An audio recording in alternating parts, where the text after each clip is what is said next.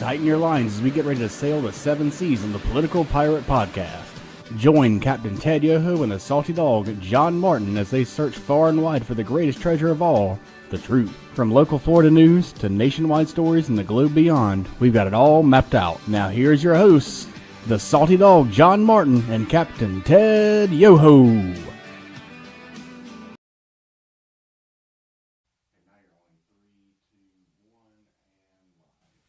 Well, good morning, everybody, and welcome to the 3 Ps, the Political Pirate Podcast, with your host here, the old salty dog, John Martin, and the captain of our pirate ship, none other than Mr. Ted Yoho. Good morning, Ted. How the heck are you? I'm doing great, John. I appreciate you. And weekend, we can talk about the Gators for a minute, but I know. Well, I wish there was a lot to talk about. The only thing I can say is we continue to struggle. They did give a valiant effort against the Georgia Bulldogs. Tip my hat to them. But we're just not where we need to be to compete at the top level, which if you're in the SEC truly is the top level. So hats off to the effort. Congratulations to Georgia. And we just got to keep moving on, sir. We sure. Until the end there, and things just started to unravel, and Georgia, of course, stepped up like they have been for the last quarter. But anyways, that's for another day. There'll be another year.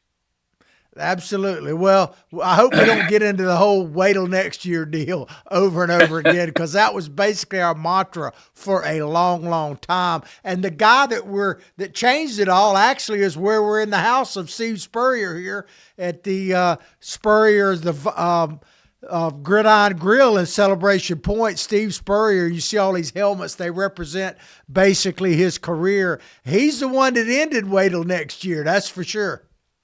He sure did. That was Caroline and Mai's motto. Yeah. What do they say? Broke, busted, and disgusted. The whole motto was someday we'll do this. And of course, you just keep working hard and stay focused, and those days come true. Well, speaking about someday, tomorrow is election day, and primarily the election is being focused on the New York City mayoral race, the New Jersey governor race, and also the Virginia governor race.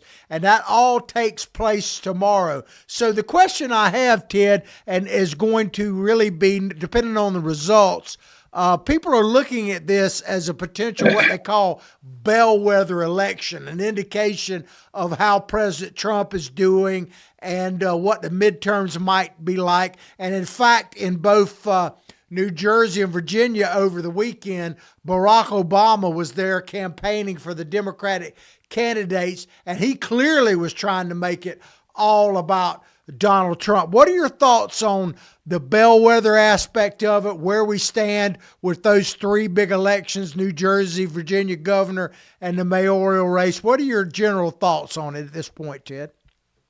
I think this is a good test. This is in the coal mine. The canary's there to look for danger. And going up at the very end, they're solidify a Marxist communist to get elected. This is really who. Hope he has the same results as he did with Kamala Harris, and let's hope the sane people in New York come to the. If not, it is a bellwether election, John, and we'll talk more about that here in the next segment or right after this. But the predictions are, I think Madani's going to win, and there's pockets around the United States that do this. Think of it as a termite infestation or a cancer. These are little things that are poking up. Scan. You're going to see hot spots where there are things that you need. New York, of course, we already have them in these hot spots in places like Chicago, Detroit. We have them in Idaho or Oregon. You got their governor, Tina Kotex. The things that are going on in Oregon, people don't have a clue in the nation, but they need to wake up. And of course, we always have Gavin Newsom in California. These are hot spots of what's to come if we don't pay attention and get back to our principles. Yeah, well, Obama being in those 3 locations and indirectly involved in the New York City governor's race. I was listening to some pundits on the way into the studio this morning, and one of them made a pretty good point that, if you look at Obama back when he actually, of course, he was very successful personally. He won the presidency twice, back to back.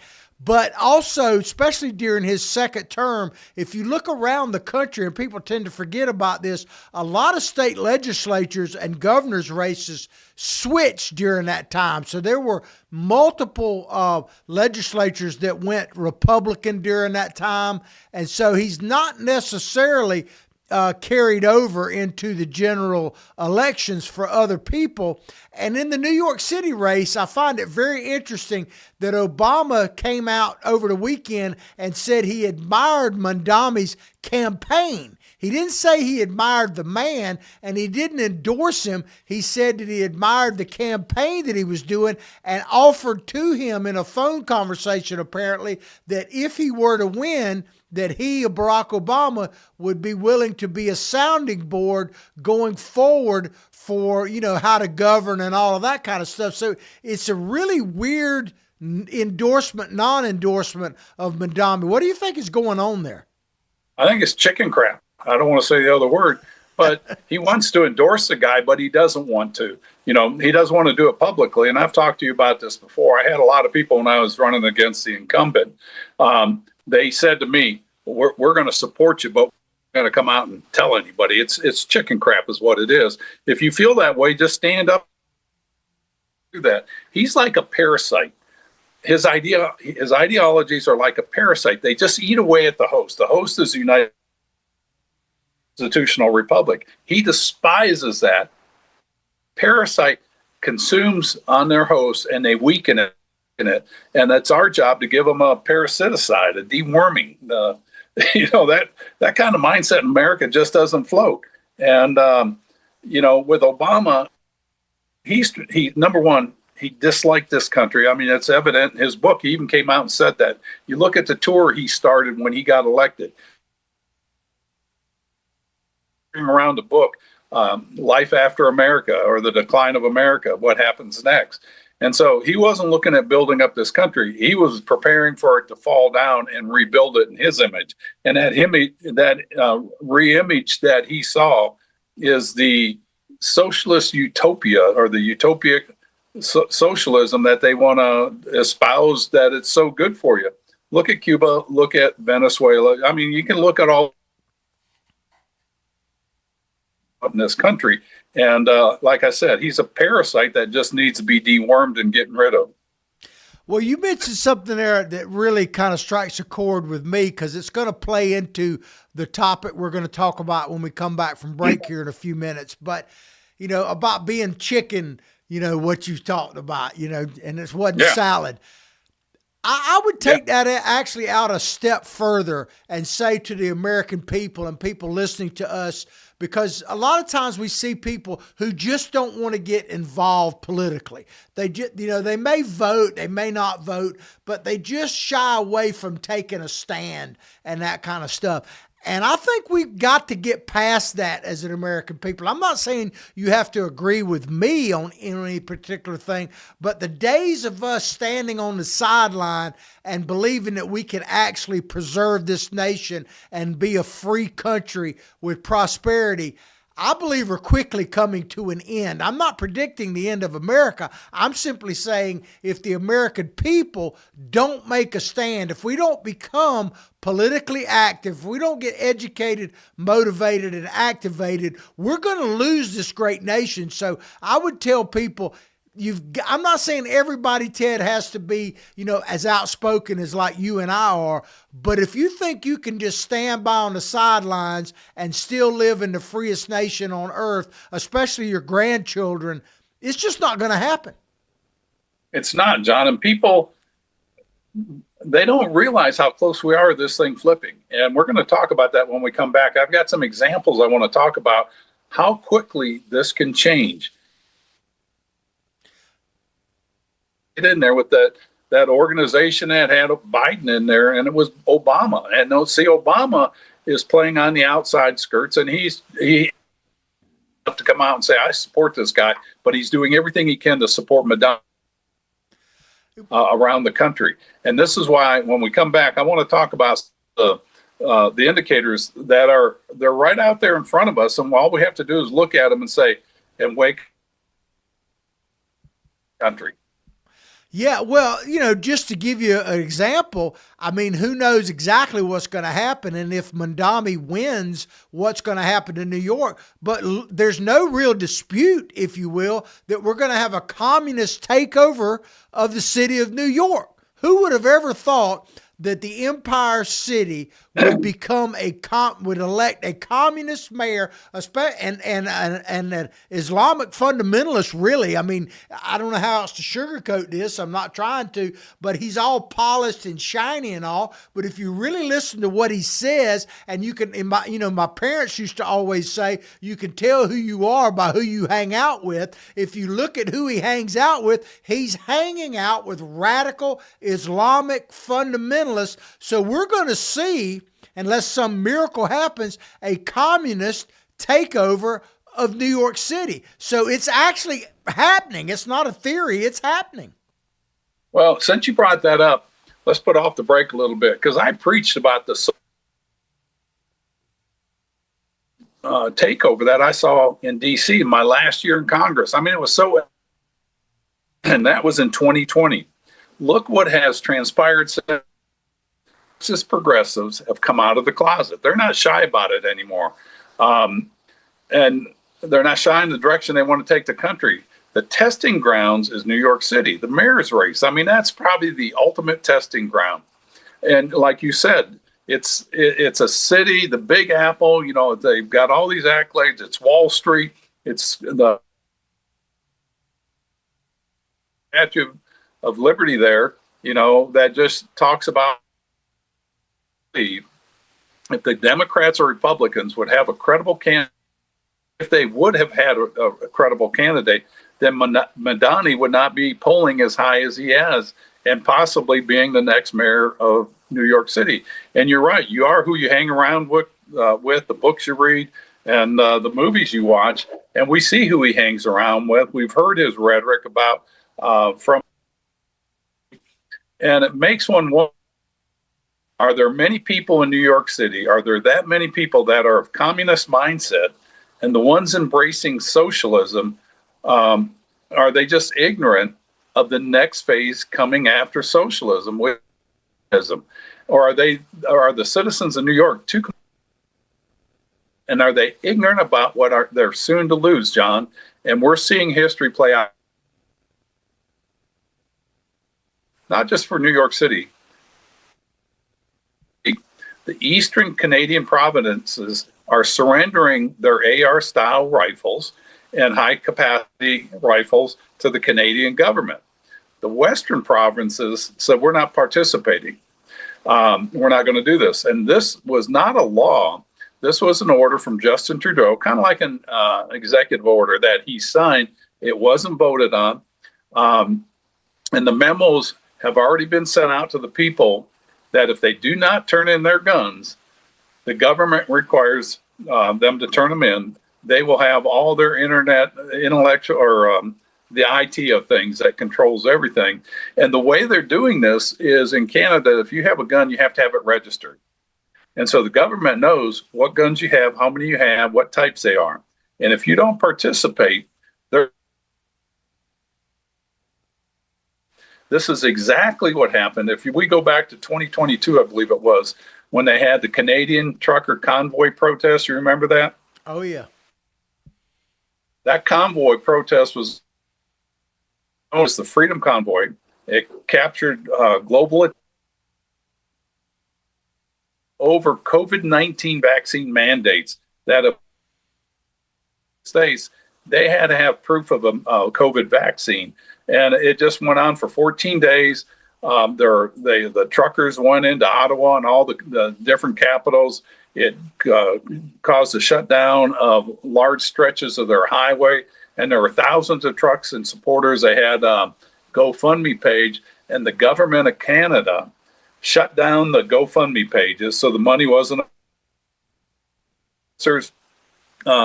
They They caused the major traffic congestions and things like that. But the government and public response was, if you got a second, it was law enforcement agencies had to navigate the complexity. Ottawa police struggled to manage the large number of protesters. The federal government invoked the Emergency Act on February 14th, Valentine's Day, my anniversary, for the first time in Canadian history. This act gave authorities additional powers to clear the protesters and freeze the bank accounts of those involved. Wake up, New York. This is right around the corner. Yeah, and another thing they did during that time that's is as frightening as anything is they actually, people that donated to like that GoFundMe, they went after them, and actually I think there was a restaurant owner, if I memory serves me, that they actually shut that person down for donating to them. So they carried it to extreme, which the progressives always do. But that happened under Trump? Probably not. But would it happen under or an Obama type in the next 4 to 8 years? Absolutely would happen here in America. And they're going to be with the COVID vaccines in this country. They wanted to do the mandate. Look what they did to the military and all federal employees. You had to be vaccinated. Now they're finding out all these bad things about the vaccines. This is where Jefferson said this, the tree of freedom and liberty have to be refreshed periodically through history with the blood of tyrants and patriots. Well, you mentioned the Civil War. Yeah, I think we're I'm sorry, Ted. Your audio keeps cutting in and out, so I can't tell when you're still talking. I apologize. Keep going. No. Yeah. Well, did you hear the part about Thomas Jefferson? Yes, I did. But also, if you think about it, when you talk about what could happen, go back and look at in the New York City race when a Mandami is hanging out with that Ayman or Eman, if you want to call it that, who literally is called for a Muslim kind of force to basically work the city of New York, like 30,000 Muslims on the streets on a daily basis. I can picture a situation where people resist in some form or fashion some of these taxation plans he has or some of these freezing the rent plans he has, and all of a sudden you're faced with 10,000 Muslim men standing out in front of your business being led by Mandami. I can actually see that happening in New York City down the line. Well, it does. In fact, I think it was Philadelphia when they showed up to intimidate. And those things are going to happen in spades if New York does this and other parts of the nation follow it. It's time to wake up. And, we're taking sides. We believe in a constitutional republic, or you're on the other side and you want socialism and communism. The dichotomy is there. The line's being drawn. A couple of quick things about New Jersey and Virginia. First of all, with New Jersey out there, it's kind of, in my view, the last chance to turn around them, whether they're going to be like the highest tax states, the highest electric bills, all that kind of stuff. The question to me is is it going to stay the Garden State, or is it going to become an economic desert? Because that's the direction they're moving in under Democratic leadership. It really is. And New York's going to, so much money has already left there here in Florida. And you're going to see more of this happen. And if Madani gets in there, people have already talked. They're going to vote with their pocketbooks, and they're going to leave there, and they'll come here. Yeah, and in Virginia, I think it's probably up. In Jersey, it's a tighter race. I think the Republican Chitterelli, I think he has a pretty decent chance of pulling off the upset there. In Virginia, I think Winsome Sears has more of an uphill battle, basic the way the state is, and with the shutdown and the government workers and all of that kind of stuff. The interesting thing in there is all the rhetoric that comes out of the progressives is like, especially women, black women are being oppressed and all that. But here you have a white female standing in the way of a black female becoming the next governor of Virginia. It's a little bit ironic to me. And one other thing, and I'll go back to you, Ted. If in New Jersey and in Virginia, if the Democrat wins, it will open up 2 House seats with no incumbents in them for the midterm elections, because currently the person running for governor in both Virginia and in New Jersey is a sitting member of Congress. So that's kind of an interesting dynamic. Well, it is. And you brought up Virginia with Abigail Winslow Sears. And where is Obama? Where is largest slaveholding states back in pre-Civil War? And there's a black lady running, very qualified. She was a U.S. Marine. She is a U.S. Marine. Guys aren't out here supporting a woman of color, in Virginia for the highest level of highest election. You think he would be all over that, and Al Sharpton would be there supporting that?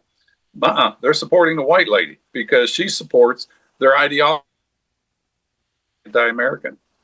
It's interesting, isn't it? Yeah, and she's an immigrant. She's an immigrant from Jamaica. She sure is. So, yeah. I mean, and he checks the box. Where are you, Barack? The only thing she's not is an Alphabet City woman. If she had that, she'd have everything, I suppose. And they still would be against her. They sure would. So come on, guys. I mean, they're so hypocritical. And it's not about the person or that. It's about their ideologies. And they want to win at whatever they can win at. And it goes back to that guy you and I talked about several months ago. He was their chief strategist. He goes, we don't care about the issue.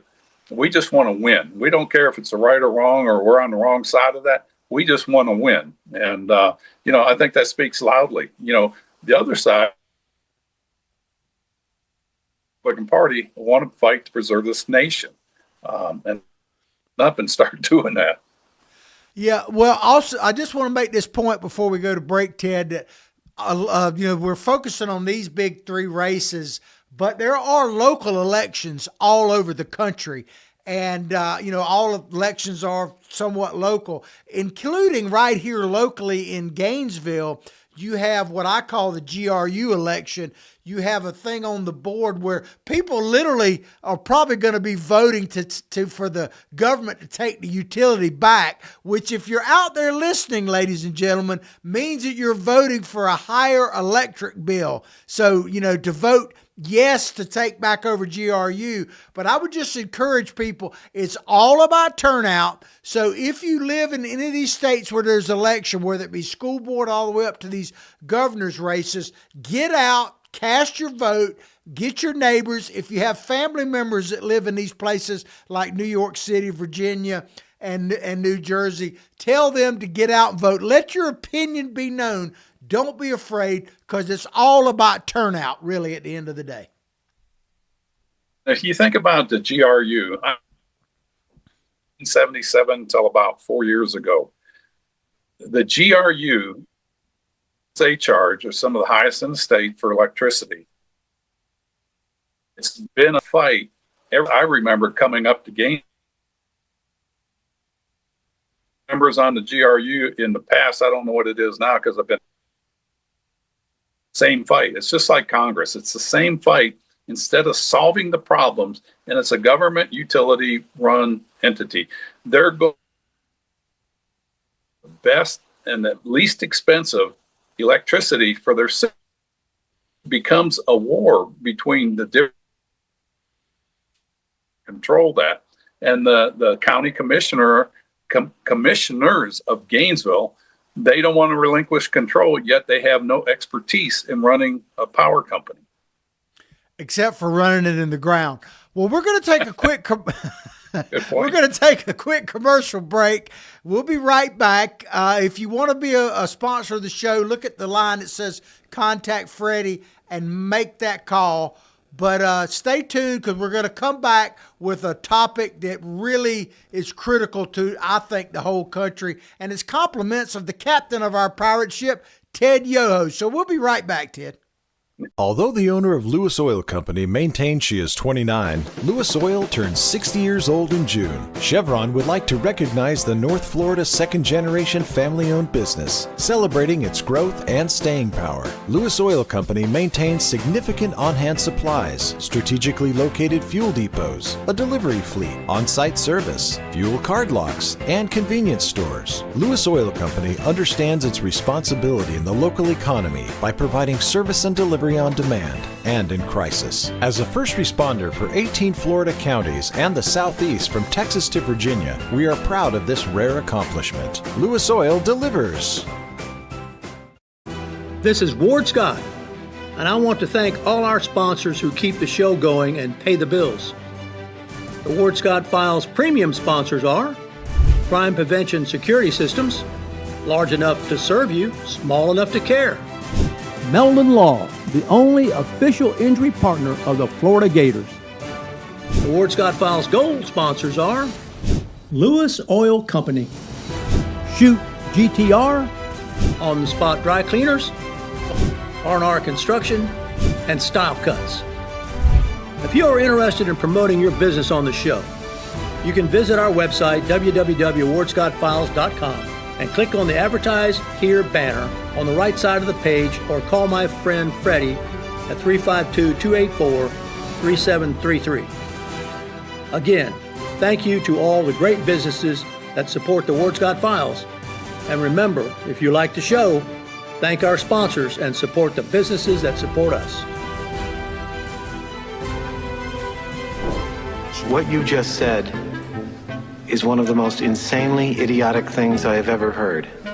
Everyone in this room is now dumber for having listened to it. May God have mercy on your soul. Ward, that very much surprises me that you've never been tased.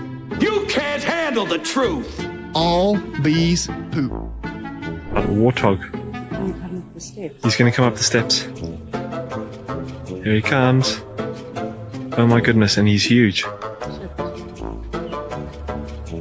Hello, boy. I wonder if we can pet him. Hi, boy. Can we touch him? No, don't. Help me! Help! Help! And we're back to the 3 Ps, the Political Pirate Podcast, with your host, the old salty dog, John Martin. And from the great state, I suppose, of Georgia, even though they whipped us, Ted Yoho, the captain of our pirate ship, is coming to you from parts unknown in Georgia. That's we're back, right, Ted. parts unknown. All right, good to hear you. Well, we've got an article that you sent to me, and it is a fascinating one from one of my favorite people, Victor Davis Hanson. He has got to be, as I said, Ted, in the break, one of the smartest people on the planet, let alone our country. And he has this opinion piece. The title is Democrat Governors Pursue Nullification Out of Historical Ignorance. I want to read this one little part, and I'll turn it to you, Ted. This is Victor David Hanson's words. He said, "We're starting to see a neo-Confederate nullification movement among the contemporary left in general, in particular the Democratic Party, which is, as he points out later, a prelude to what led to the Civil War in this country." What are your thoughts, Ted, and why do you think this article is so important? John, you and I have been talking about this for quite a while.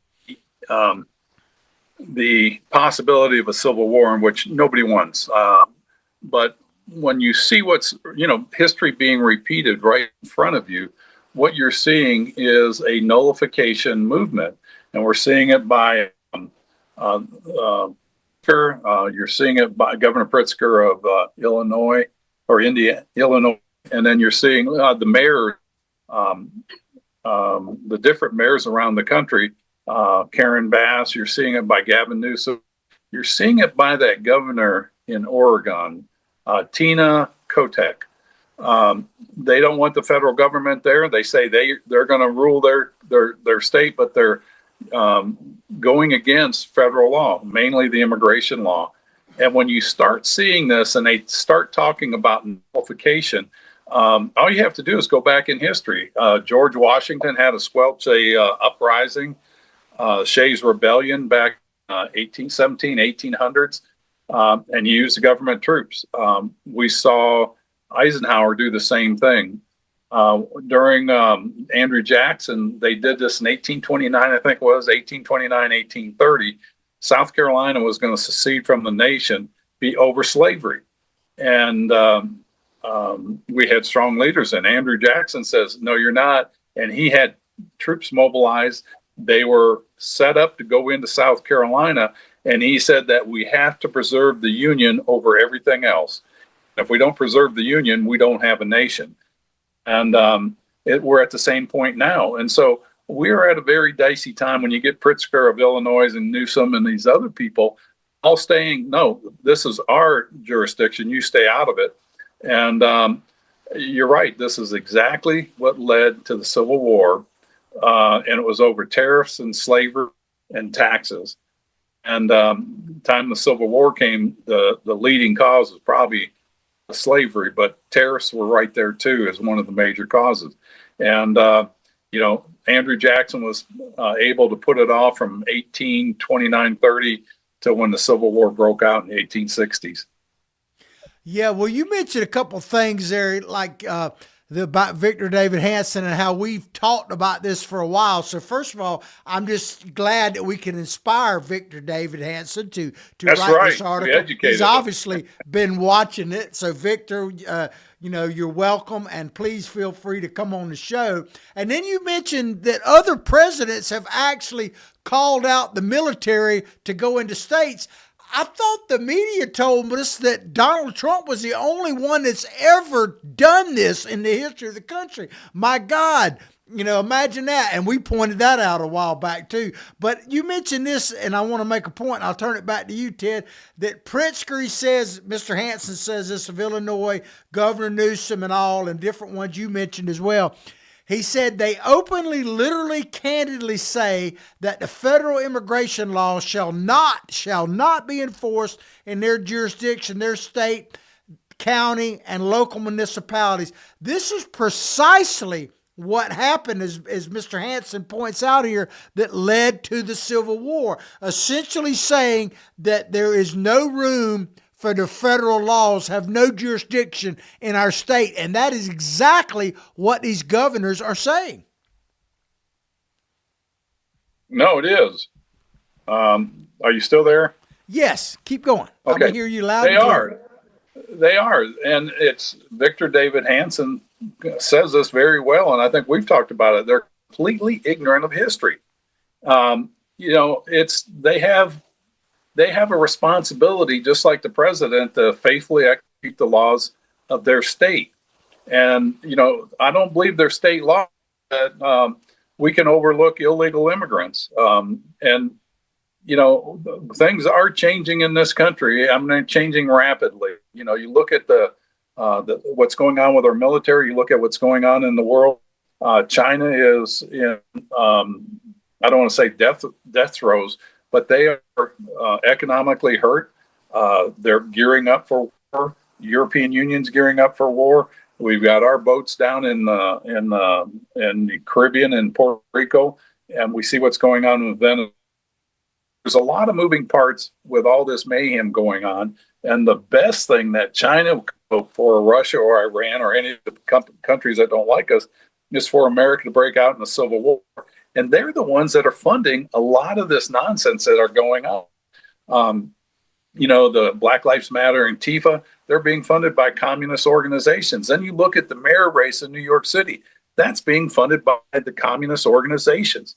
And they're wanting to bring down America. And, these governors and these leaders of these big cities, they are ignorant, including Gavin Newsom. Yeah, you mentioned that a couple of times there. Of course, Mr. Hanson, certainly Victor David Hanson mentions that in his article. And that's the one area where I may have a little slight disagreement with him on that. I'm not so sure they are ignorant.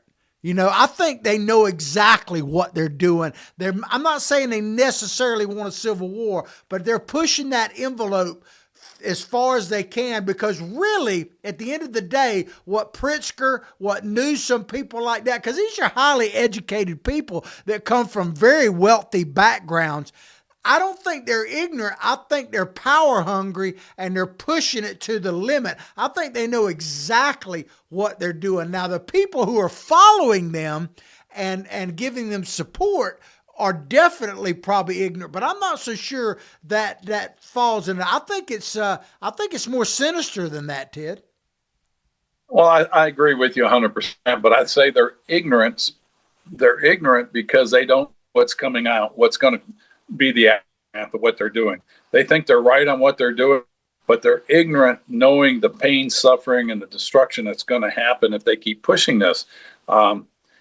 There's a breaking point, and I think we're at that breaking point. We're right at the precipice of it, and I don't know what it's going to be. I don't know. Something like a chart that happened. The conservative side, as angry as everybody was, they stick to the rule of law. Look at George Floyd, how angry the radicals get. And again, that's funded by Soros's, the communists, just all these bad players that don't like America. And we're coming, there's that dichotomy. You're going to have to pick sides. Do you believe in a constitutional republic that we can amend and fix and make it better? Or do you want to tear that down? And the Newsoms and the Pritzkers and the Alvin was Brown up there as the mayor of Chicago. These guys are on the right side of this, and history will prove this out. Well, Ted, while you were talking, I thought about this, and you may or may not. Well, you may or may not like for me to say this because you're actually are a humble servant, man. But the problem we have, Ted, is we don't have that many Ted Yohos that are actually seeking public office, because a lot of these people are seeking power for power's sake. They have very little humility. They're all about expanding their power. And if people actually look at your history, and when you went to Congress, you were trying to make a difference. You actually kept your promise about term limits when there was a lot of pressure on you to stay where you were, and because you were rising in the ranks and power, and you did what you said you were going to do for the right reasons. And I have to say it, there are dadgum few people that actually do what you actually did, Ted. So I just want to take this opportunity to thank you. And I know you don't like to get that much praise, but it comes from the heart, brother. Well, I'm glad I'm off camera because I'm blushing. But I appreciate you saying that. And I took a break because there's another phase, and there's other things we can do, and there's other things I can do, and so I'm working on those. This country just meant so much to me and so many other people that have benefited from the system, of opportunity, giving people opportunity, and we're here to this. Program is to educate people and get them activated, motivated and activated. Absolutely. And give back so much of what's been given to us. I agree. I've always looked at Ted, when I used to do a show before and doing this show, and because you and I are in the same basic generation, that I've always looked at us as being kind of a bridge between the giants that we stand on from the past and the young people that are just staring at their cell phones all the time, that we need to pass on what was given to us, because if we don't, we're not really doing the service that we were raised up on, and we really want to see this nation survive long past us for our children and grandchildren. I think you would agree with that. That's what motivates me. It really is. And the technology's out there to control every aspect of our lives in America. Stopping that is the government, but the government can be the very one that enacts that, as we just saw with the example of Canada, with the truck had the protests they had in 2022. The only thing that's preventing that are people that are serving this country to secure the founders were so smart. If people would go back and read about the founders of this country, and get over that they're old white guys that a lot of them had slaves. Get over that, because they look on that. That system was handed to them as they came into power, and they knew it was wrong. And it took a civil war with over 700,000 lives to free the slaves. And then if you look at that followed after that, it was the Southern Democrats that did the Jim Crow laws and all those things. And today, they put in the Great Society that I can't say was strictly to keep the minorities in check, but it also encompassed and brought in people that were willing to let the government be their nanny and tell them how to live. And that's not that of a free society. People that want to be free. It's not instilled in each and one of us the innate things that were handed down through eons, to make us, self-sufficient. Yeah, well, back to this article from Victor David Hanson. If you're just tuning in, we're talking about the idea of, quote, nullification, and how Victor David Hanson is pointing out that these governors of these Democrat governors are basically pushing us along the same lines that started the Civil War. But this is what Victor David said. He said they haven't read Article 6 of the Constitution. It says explicitly that matters of the enforcement of federal authority and jurisdiction, which is the United States, supersedes local law. And I want to play this video because we're talking about governors. This is Governor Murphy, former governor of the great state of New Jersey, which has an election, by the way. He was the prior governor to the one they currently have. This was during COVID, and it really says a lot, because he's talking about the Constitution when Tucker Carlson brings up some policies that violated the Constitution. Let's listen to this really quickly, Ted, and we'll come back and talk about it. This is a good video. Absolutely. 15 congregants at a synagogue in New Jersey were arrested and charged. The Bill of Rights protects Americans' right to practice their religion as they see fit and to congregate together to assemble peacefully. By what authority did you nullify the Bill of Rights in issuing this order? That's above my pay grade, Tucker. So I wasn't thinking of the Bill of Rights when we did this. I, Philip Dunton Murphy, do solemnly promise and swear that I will support the Constitution of the United States. So help me God. That's above my pay grade, Tucker. So I wasn't thinking of the Bill of Rights. I mean, Ted, do you need a better? I mean, this guy literally took the oath of office to to defend the Constitution. Says, and he chuckles when he says this. This is a scary part to me. He chuckles. That's beyond my pay grade, talking about the Bill of Rights. I mean, my God, these are the people that are running the country, for God's sakes. I think people need to listen to that over and over again, and throw in that video of Tim Kaine's where he says your rights don't come from a creator or God, they come from government. This is the mindset of the people. This is the mindset of, it really is the mindset of communists. You go back to Madani, who was saying that you're going to have the boots, is what they would do with federal law. I'm that out of context, but he was at the boots of your are going to be on your neck. And Obama said the same thing. We're going to put the boots on BP's neck, make them pay for this. Instead of finding out what caused it, let's help them. Let's resolve this for America. He wanted to have that. I mean, the guy's a piece of garbage. He's done this nation a lot of damage. Yeah, and what we see, if you look at like the Ukraine and Russian war, one thing we need to take away from that is that once wars start, they are exceedingly difficult to stop, and they have ramifications and issues change during it. So if we actually go to a shooting war in the United States, we may never come back from it, because in the reality is, Ted, we're still recovering from the Civil War that we actually had well over 100 years ago. And, people don't really realize we're still recovering from that right now. They are. The scars are still there. It's a long, long time, if forever. And with what's going on, look at what Trump is doing. I mean, doing nuclear tests, and I don't agree with that. According to the inside story, are very destructive. We know how to ignite one and make it blow up. What is the purpose of that?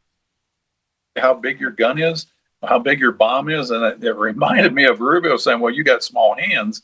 And so it made Trump mad. And he went around for a year saying, my hands aren't small, are they? And it's like, I don't need to set off a nuclear bomb to let you know I've got one. I think it's a bad move, but what does that lead to, John? Where is that going to have Xi Jinping? And we talked about this. Is Kim Jong-un going to blow one up in the atmosphere and cause an EMP and shut down the internet?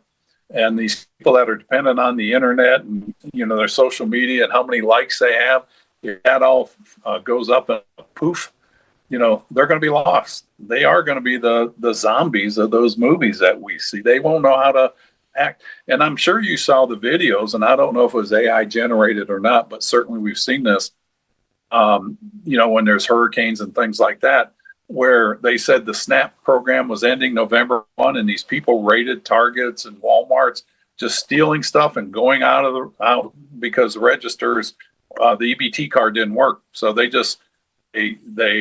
attacked these stores. I don't know again if that was real or not, but we know that scenario. We've seen it with hurricanes in our area.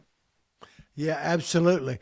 Well, some talking about the shutdown real quick. There are some who speculate that after this election on Tuesday, that the Democrats may cave after that, but they certainly didn't want to do it before then. So I guess we'll wait and see. But on a side note here, go ahead, Ted. Wait a minute. What's interesting about that is Madani wins strong.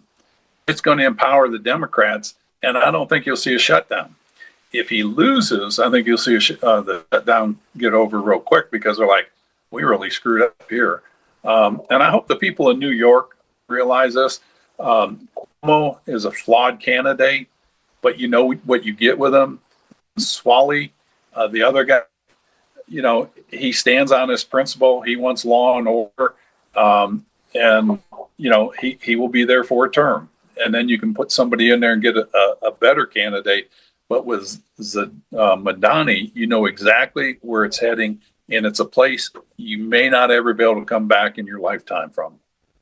Yeah, well, I want to inform our listeners about something that popped. I don't know if you've seen this, Ted, but it kind of came out over the weekend. Just if you're wondering how crazy it's getting and how people are being threatened, that these following people who are members of either Trump's administration or the cabinet, Stephen Miller, Marco Rubio, and Kristi Noem, are now living on military bases with their families to protect them from being potentially assassinated and harassed. I mean, this is a really sad statement of the time we're living in. Well, it is. It's a wake-up call. I mean, this is real. These things are going on. And, why else would you do that? And it makes you wonder, why would anybody run for government or for a position? It's because they have a love for this country, and they're willing to risk everything for that. And that call may come down to each and every one of us if things break out. And, this is something that it's a sign of the times of what's going on. And, people wonder, is it really that bad? Well, would you move your family to a military base if you're one of those people? And I think this is something you're going to see more of. We're going in the wrong direction. And, there's just too many things that are going crazy out there. And, let's hope that calmer heads prevail and that we work through this. Well, we still got... I'm sorry, Ted, go ahead. It'll definitely be a big indicator of the direction in the next 6 months to a year. Absolutely. Well, back to this article from Victor David Hanson talking about nullification and how these governors are pushing us potentially to the brink of a civil war. This next paragraph, to me, he makes an amazing point here, Ted. Let me read it real quick. He says, from 1855 to 1859, there was something called Bleeding Kansas, and that meant that groups that were pro-Southern or pro-Union sent settlers into the territory of Kansas to change the demography so that each side would be able to force the United States to either admit it as a free or slave state. But the point was that federal law died. This is Victor David Hance. He said each side nullified it, and they began to carry on violence against one another. That is exactly what is happening now in places like Chicago, in California, in Oregon. I mean, that is exactly what's happening right now, Ted. It really is. I mean, it was. It's like they sent them out there to say, you guys work it out. It's going to be one way or the other, and we'll go. And that was the flashpoint. And, again, people need to understand history and read that because we're at that point. Why else would you bring in your Secretary of State, your HHS director, and put them on military bases with their family to protect them? We are at that flashpoint. And I can't get over the governor of Oregon, Tina Kotex, I think her name is, aptly named, I think. There was a state rep out there, Dwayne Yunker, who would question some of the stuff that was going on in taxpayer money going into Medicare, Medicaid, I think it was. And they were taking, developmentally disabled citizens to strip clubs this past summer. They were spending millions of dollars on Medicaid to take mentally disabled, developmentally challenged people to strip clubs. They must have watched The Landman or something. And it's just, these things are off the wall. It's like, what are you doing? If you want to stimulate somebody, you can do better things than that. But the governor of Oregon will defend this garbage. And the Democrats will defend this and saying, what did it say? One of the people, the Department of Human Services out there informed lawmakers in mid-August that denying strip clubs outing could jeopardize federal Medicaid funding. I mean, this stuff is ludicrous. I mean, this must be a Saturday Night Live thing. Anyways, that's an. Well, that brings up the next kind of point that Mr. Hanson was talking about here. He's talking about these mayors and governors in places. I love this paragraph right here. He says, they're saying that Los Angeles or California, Chicago, or Illinois in general have their own unique cultures, and we do not want the federal government coming onto federal property they own property and enforcing federal law among us. When I read that, my first thought was, I guess we're no longer one nation, let alone under God, because they're literally saying that we're balkanizing the country, and that is a good thing. I mean, it's just insane. That's interesting. I'm going to go back to that book of Andrew Jackson's, The American Lion, because he stated that in a speech.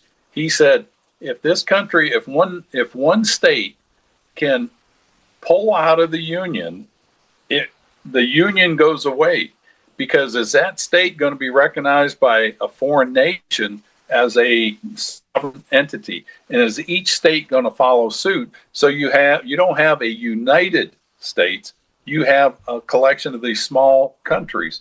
And this goes back to my conversation with that Japanese legislator. He goes, you guys are viewed as the divided states of America, no longer the United States of America. And we're at that precipice. And, we'll just see. I mean, time will tell. Within the next 6 months to a year is what I predict. The thing with Andrew Jackson, that was 1829, 1830, and it took another 30 years for the Civil War to break out. How many years have already transpired in this division in this country? And I would say it started with Obama when he got elected in 2010, I think it was. Yeah, this next paragraph, we're just about out of time, but I want to read this paragraph because I think it really makes another strong point. He says, so the next stage is even scarier because we're not just seeing street thuggery, we're seeing officials, as in Los Angeles, that are helping to dox and identify ICE agents electronically and making apps to trying to help the illegal alien or the person who is criminally illegal alien escape deportation. And the reason that stands out so much to me, Ted, is not only the Civil War, but the aftermath of it and the, quote, Reconstruction. If you look at the darkest things that happened, like the rise of the Ku Klux Klan, it was done by cooperation between government and vigilante groups and thuggery. If we break down to that level, and we're seeing it already in places like LA, where the government is working with gangsters, so to speak, and everybody's life is in peril. So we're actually moving exactly where Victor David Hanson points out, I think, and it is scary indeed to me. It is. And look at the governors that embraced Black Lives Matter and Antifa. Oregon, Minnesota, Tim Walz, his wife were saying, let it burn. Let the police station. We saw it in California, and we're seeing it. And it's in all the liberal areas that are run that way. The difference between 1829 with the is the southern states were all in a compact area. This today, you've got California separated by several states or, borders, Oregon. There's a gap there. And then you have Chicago, then you have the Philadelphias. And so you have things like that that are spread out. So they don't have a collective union like the southern states, but the results would be the same. It would be a divided nation. And we can't be a divided nation. I mean, it's biblical. Abraham Lincoln, a house divided upon itself will not.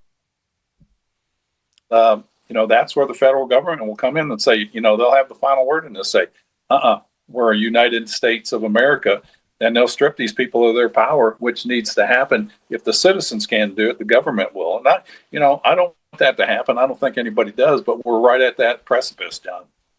Yeah, well, I would encourage people to look at the video of Victor David Hanson. There's a video out there where he talks about this, and the article we just went over from the Daily Signal. This is a very important piece, but he ends it by saying this, and I'll let you close this out, Ted. He says, and it's time for the left to stop what they're doing. My question is, will they? But Ted, go ahead and close us out for today and give us your closing thoughts on this. No, and I appreciate it. I appreciate everybody listening and your support. There is time, but time is getting less every day. Every day it goes by. Every election goes by, there's less. And, we always hear this next election is going to be the most important. Well, folks, we're here at the precipice of that. What kind of a nation do we want to have? Which one do we want to pass on? And so the time for us to act, to change the curve or the course of the direction we're going is upon us. And, we just need to get out and get active and, carry on the legacy of Charlie Kirk with that conservative movement. And it's up to us. We're the only ones that can change this and not the government. We can't have the government fix us. I mean, they'll step in and do it. But ultimately, it's us, we the people. And let's make the right choices and move on. And, cheer on the Gators in their next game. Absolutely. Y'all have a good day. And wherever you are, if you have an election in your area, go vote. Peace out. Later. Y'all take care.